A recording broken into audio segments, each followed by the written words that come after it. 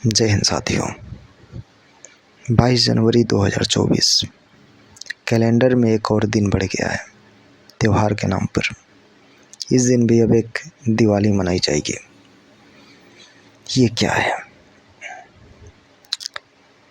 लोग बोल रहे हैं राम राज्य चाहिए, राम की लोग इतनी पूजा कर रहे हैं, क्यों कर रहे हैं? राम ने ऐसा क्या किया? मेरा सवाल यह है कि राम ने ऐसा क्या किया, क्या एविडेंस है? ठीक है, राम एक अच्छे इंसान थे, पर आज के लोग भी तो बहुत सारे अच्छे इंसान हैं। अच्छे इंसानों की कमी है आज के टाइम में। एपीजे अब्दुल कलाम है, बहुत सारे साइंटिस्ट हैं। अच्छे इंसानों की कमी है आज के टाइम में। और बहुत सारे फिलोसफर है, ओशो रजनीश, गौतम बुद्ध। गौतम बुद्ध तो पुराने, ओशो रजनीश को देख लो ना। राम ने ऐसा क्या किया जो हमारे देश में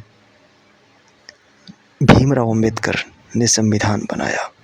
संविधान आने से पहले इंसानों की क्या स्थिति थी इस देश में? गुलामी ही तो सही है ना।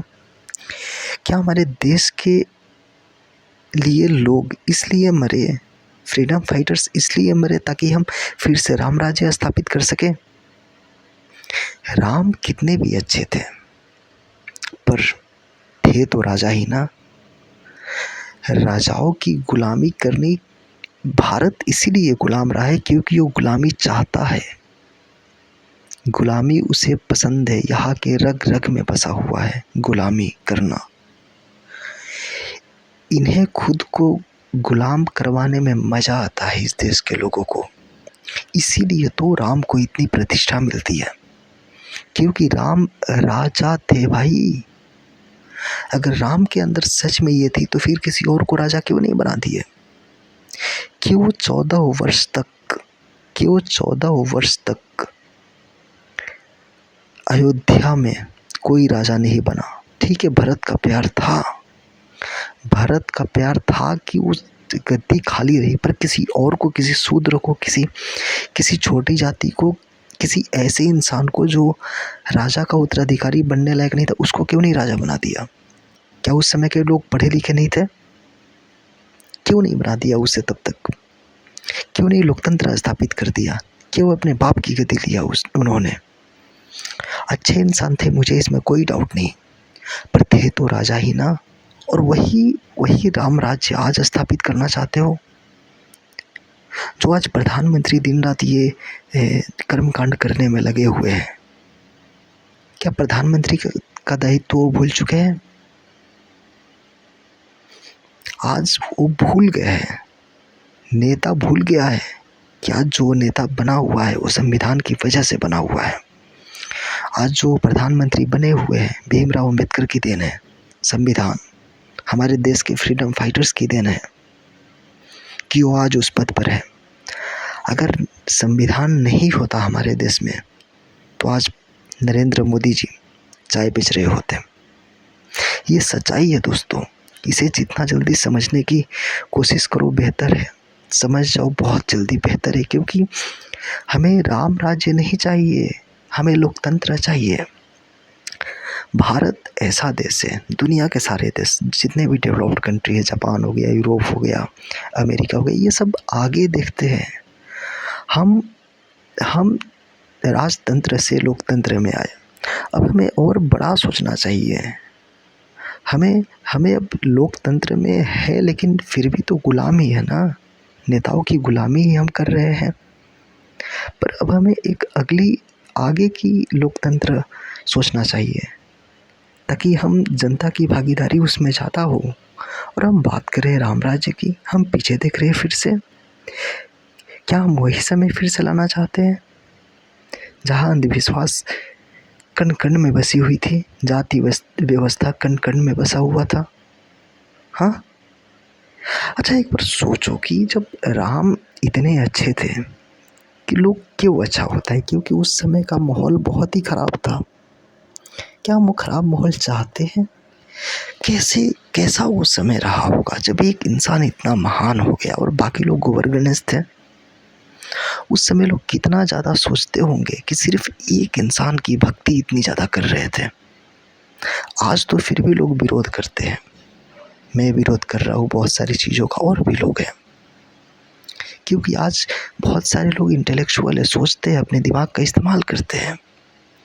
हमारी जितनी भी इवोल्यूशन हुआ है, जितनी भी प्रगति हुई है, वो सोच कर हुई है, आगे बढ़ने से हुई है, आगे देखने से हुई है। परंपराओं को हम कब तक ढोते रहेंगे? सती प्रथा पुरानी परंपरा थी, वो परंपरा को क्या हम आज भी गले लगाएंगे? कौन चाहेगा कि हमारी बहन और बेबिया सती बने? तो राम राज्य का ख्याल निकाल दो, नेता की भक्ति करना बंद करो। ये हॉस्पिटल की ज़रूरत है। इस देश को सुधारने में सिर्फ 3 चीज़ों की ज़रूरत है, बहुत ज़रूरी है। बाद में पर्यटक को लाते रहना, घुमाते रहना, तीर्थ स्थल बनाना, जो भी करना। पहली, हॉस्पिटल, स्वास्थ्य बहुत ज़रूरी है। और इसमें ऐसा नहीं कि प्राइवेट हॉस्पिटल, मैं कह रहा हूँ सरकारी हॉस्पिटल को बेहतर बनाओ। दूसरा, एजुकेशन, सरकारी स्कूल को बेहतर बनाओ। तीसरा, रोजगार।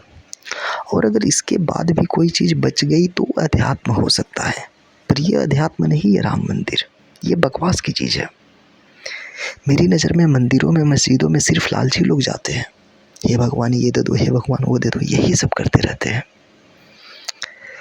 तो बहुत ज़्यादा ज़रूरी है ये जो 1800 करोड़ रुपया आया है, राम मंदिर में बना हुआ है, शायद 3500 करोड़ रुपए दान दे दिया लोगों ने। अगर इतने दान देकर, इतने पैसे मिलाकर खर्च करना ही था, तो अगर हॉस्पिटल बना होता ना, तो इस देश के सारे लोगों को फ्री इलाज मिलता। अगर 1800 करोड़ रुपए को 140 करोड़ लोगों के हिसाब से बांटा जाए, तो सबके पास लगभग 12 करोड़ रुपए आएंगे। 12 करोड़ एक इंसान पर। मैं यह नहीं कर रहा हूँ कि 12 करोड़ सबको बांट देने चाहिए, मैं कह रहा हूँ कि सही जगह पर खर्च होने चाहिए थे, सबकी इलाज फ्री कर देता। अगर एक इंसान 12 करोड़ कमाता है, तो उसकी सालाना कितनी कमाई होगी? उसके इंटरेस्ट से ही उसका काम चल जाएगा, उसकी एक सैलरी आ जाएगी आज के टाइम में। तो क्यों ना हम फ्री इलाज कर देते? 1800 करोड़ रुपए कम थोड़े ना होते हैं, उसमें पूरे देश का जो है इंटरेस्ट आता, उससे हम रोज़गार उत्पन्न कर सकते थे, उससे हम हॉस्पिटल में जो पैसे लिए जाते हैं दवाओं के लिए, उसको फ्री कर सकते थे। कम बात होती है ये, लेकिन इस देश को, लोगों को कौन समझाए? आज हमारा देश अंधविश्वास के अंधेरे में सिमट चुका है। राम राज्य की ज़रूरत नहीं है, अच्छे हॉस्पिटल की ज़रूरत है, सरकारी हॉस्पिटल के फ्री इलाज होने चाहिए। ये जो अरविंद केजरीवाल थे, आज के टाइम में हमारी जो राजनीति है बढ़ चुकी है। बढ़ती तो पहले भी थी, लेकिन एक अलग ही रुख ले रहा है आज के टाइम में, धर्म का पुलवाला चल रहा है। मुझे पहली बार गर्व हो रहा है अपने बिहार के नेताओं पर। एक अच्छा काम किया इन्होंने। जो हमारे बिहार के नेता है, मुख्यमंत्री है, वो समस्तीपुर में एक हॉस्पिटल का उद्घाटन किए हैं। ये एक अच्छा लगा, थोड़ी सी अच्छी शुरुआत है ये। बहुत ज़्यादा अच्छी शुरुआत नहीं है, पर ठीक है, इन लोगों से तो बेहतर है। केजरीवाल को देख रहा हूँ आजकल, पहले तो हॉस्पिटल पर बात करते थे, रोजगार पर बात करते थे, स्कूल पर बात करते, आज देख रहा हूँ ये फिर से उसी रास्ते पर चल दिए। क्यों चल रहे हो? क्यों चल रहे हो उस रास्ते पर? अगर तुम भी उस रास्ते पर चलने लगोगे और ये बीजेपी वाले भी चलने लगे उसी रास्ते पर, तो फिर तुम्हें क्यों चुना जाए? आम आदमी पार्टी को सत्ता में इसलिए आई थी क्योंकि वो एक अलग बात कर रही थी, वो आम लोगों के मूल समस्या पर बात कर रही थी। पर ये कैसी बात कर रहे हो? कांग्रेस में देख रहा हूँ कि अभी राहुल गांधी मंदिर के बाहर बैठ के क्यों बैठे हुए हो? कुछ ढंग का काम करो ना। अपनी एक रोजगार पर बात कीजिए, हॉस्पिटल पर बात कीजिए, स्कूल पर बात कीजिए, सही एजुकेशन मिलना चाहिए, इन सब पर बात कीजिए ना। एक अलग रास्ता बनाइए। क्या ज़रूरत है इन सब के, ये बीजेपी वाले के रास्तों पर चलने की? अपना एक अलग रास्ता बनाइए, अपनी पहचान बनाइए। ज़रूरत नहीं है ये बीजेपी वाले तो देश को खून की तरह एकदम अंदर से खोखला कर चुके हैं और लोग भी मूर्ख हैं। और मैं एक बात पूछना चाहता हूँ, कैसा राम मंदिर है? राम मंदिर उद्घाटन में 22 जनवरी को ऐसे ऐसे लोगों को इनवाइट किया गया है जो एकदम देश को बर्बाद कर रहे हैं। ये जो अमिताभ बच्चन गया हुआ है वहाँ पे, वो पान मसाला का प्रचार करता है। पान मसाला सही है? हराम बोलेंगे कि पान मसाला आके लोगों को खिलाओ, लोगों को प्रोत्साहित करो। और जब प्रोत्साहित नहीं कर रहा है तो फिर उसको कंपनी वाले इतने पैसे क्यों दे रहे हैं पान मसाला के लिए? रणबीर कपूर जो एनिमल्स मूवी जिसकी आई थी, उसमें वाहियात चीज़ें दिखाया है। कोई महिला उससे प्रेम करती है, बोलता है कि मुझसे प्यार करती हो तो मेरे जूते पर नाक रगड़ो। ये कहाँ का सीन है? उसमें सिर्फ लोगों को मर्डर किया है। राम ऐसा थे? ऐसे लोगों को इनवाइट कर रहे हो? अनिल अंबानी जो करोड़ों रुपए लोन लेके बैठा हुआ है, चुकाया नहीं है अभी तक, वैसे लोगों को इनवाइट किए हो। कंगना रनौत जिसके अंदर थोड़ी सी भी बुद्धि नहीं है, बागेश्वर धाम धीरेन्द्र शास्त्री जो है, क्या कर रहे हो भाई? धीरेन्द्र शास्त्री ने तो एकदम बर्बाद कर रखा है सबको। वो अंधविश्वास फैला रहा है, लोगों का भविष्य बता रहा है, लोगों का नाम बता रहा है। अरे अगर इतना ही बता सकते तो अंधश्रद्धा निर्मूलन समिति के जो अध्यक्ष है श्याम मानव, उनका क्यों नहीं चैलेंज एक्सेप्ट किया? और एक और चीज़ देख रहा हूँ कि लोग बहुत सारी चीज़ें तो पहले समझदार थे, आज बेवकूफ़ हो रहे। राजकुमार हिरानी जिन्हें मैं पसंद करता था, उनकी एक फिल्म आई थी पीके, जिसमें बहुत सारे सच्चाइयों को बताया था उन्होंने। उन्हें भी देख रहा हूँ मैं, वहाँ उन्हीं भेड़ बकरियों में फंसे हुए हैं। तो मुझे लगता है कि ये सब जो सेलिब्रिटी होते हैं, ये सब इनके खाने के दांत कुछ और दिखाने के कुछ और होते हैं। और राम जो मर चुका है, मर चुके हुए हैं, अच्छे इंसान थे भाई, इंसान की तरह रिस्पेक्ट करो। किसी से भी सीख सकते हैं, कोई लोग मुझसे भी सीख सकता है, मैं भी किसी से सीख सकता हूँ। राम वैसे ही है, सीख लो कुछ। ये क्या कि मैं पूजा करूँगा उन्हीं की? क्या प्रधानमंत्री के पास और कोई काम धंधा नहीं है? यही सब पूजा पाठ करता रहेगा? यही सब पूजा पाठ करते रहेंगे? या कोई काम धंधा भी है? सही काम पर फोकस नहीं करना है इनको। अरे भी रोजगार पे बात करो, हॉस्पिटल पे बात करो, स्कूल पे बात करो। सरकारी स्कूल की क्या हालत हुई पड़ी है? 1800 करोड़ रुपए में इस देश के सारे स्कूल सुधर जाते। सरकारी स्कूल, टीचर्स की अच्छी ट्रेनिंग दी जा सकती थी, सारे टीचर्स की। मेरे गांव में एक मंदिर बना हुआ है, बहुत भव्य मंदिर, उसके बगल में एक स्कूल है, सरकारी स्कूल। वहाँ पे कैसी पढ़ाई होती है किसी को फ़र्क नहीं पड़ता। वहाँ पे बच्चे स्पोर्ट्स एक्टिविटी में भाग लेते हैं कि नहीं, किसी को नहीं पड़ी है। कैसी पढ़ाई होती है किसी को फ़र्क नहीं पड़ता है। वहाँ की जो लेडीज़ टीचर है वो दिन भर यूट्यूब वीडियो बनाती रहती है, और वो भी सिर्फ नाचती रहती है कमर हिला हिला के। क्या है भाई? सत्य का नाम ही नहीं रह चुका है।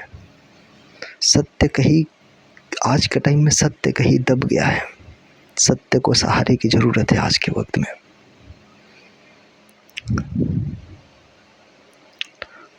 पर कोई नहीं, सत्य फिर से बाहर आएगा,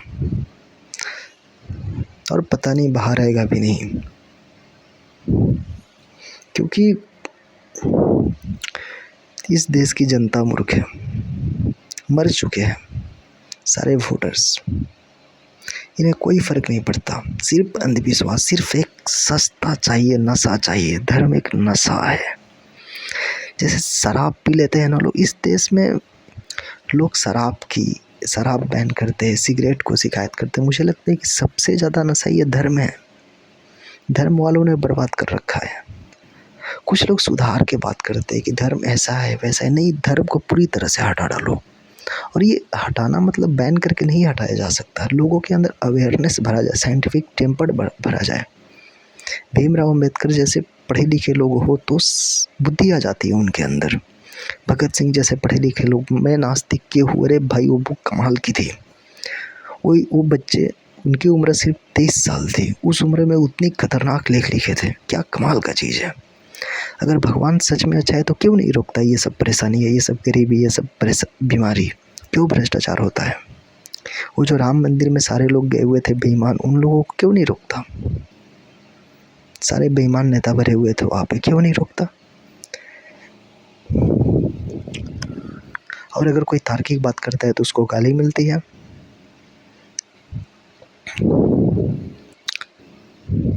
और अगर किसी को मुझसे समस्या है, मेरी बातों से समस्या है, ये तो मेरी अभिव्यक्ति है, वो लोग भी अपनी अभिव्यक्ति दे सकते हैं। नीचे कमेंट खुला है।